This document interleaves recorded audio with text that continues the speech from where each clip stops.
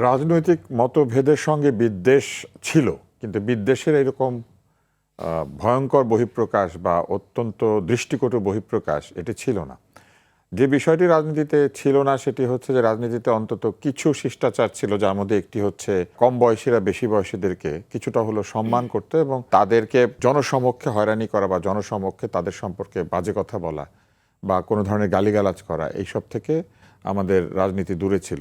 আমাদের রাজনীতিতে এই প্রবণতাকে কখনো সেইভাবে আশকারাও দেওয়া হয় নাই, কিন্তু আমরা লক্ষ্য করলাম যে মূলত সোশ্যাল মিডিয়ার উপরে ভর করে এবং কিছু ইনফ্লুয়েন্সারের প্রভাবের কারণে গালিকে নর্মালাইজ করার একটা চেষ্টা শুরু হলো এবং বলা হলো যে প্রতিবাদের ভাষা কখনো শুদ্ধ ভাষা হতে পারে না, প্রতিবাদের ভাষা কখনো আমরা যে ভাষায় কথা বলি সেটা হতে পারে না। প্রতিবাদ আসলে অত্যন্ত সুন্দর একটি বিষয়। প্রতিবাদের ভাষা যদি কবিতা হতে পারে, প্রতিবাদের ভাষা যদি গান হতে পারে, তাহলে একই সঙ্গে গালি কি করে প্রতিবাদের ভাষা হয়?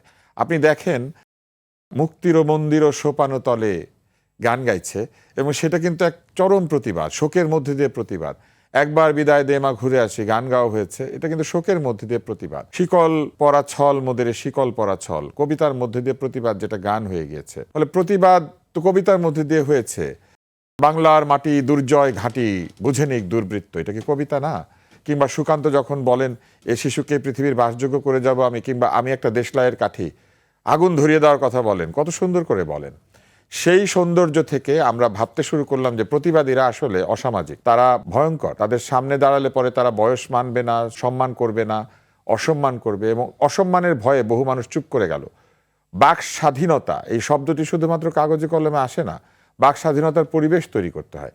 যে পরিবেশের মধ্যে গালিগালাজ আছে, যে পরিবেশের মধ্যে অপমান করার সংস্কৃতি আছে, যে পরিবেশে যে কেউ অচেনা কাউকে একটা গালি দিয়ে বসতে পারে যে চেনে না, এরকম একটা পরিবেশের মধ্যে বহু মানুষ তার কথাটা না বলে চুপ করে চলে যায়। এবং এই যে চুপ করিয়ে রাখার একটা চেষ্টা, গালি কিন্তু সেরকম একটা টুল। যখন ঝগড়া হয় মানুষ কেন গালি দেয়? সাধারণ অবস্থাতে গালি দেয় না।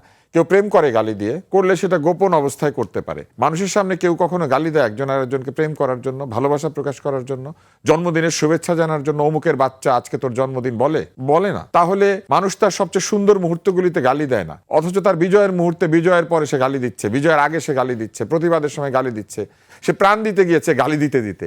এইটা কি আমরা ভাবতে পারি? এটা কি আমাদের বাংলাদেশ? সেই বাংলাদেশ যে বাংলাদেশে মানুষ না, শুধু শুধু মানে আমরা স্লোগানগুলো কি নোংরা ধরনের স্লোগান? এই স্লোগান তো এই বাংলাদেশকে তো আমরা চিনি না।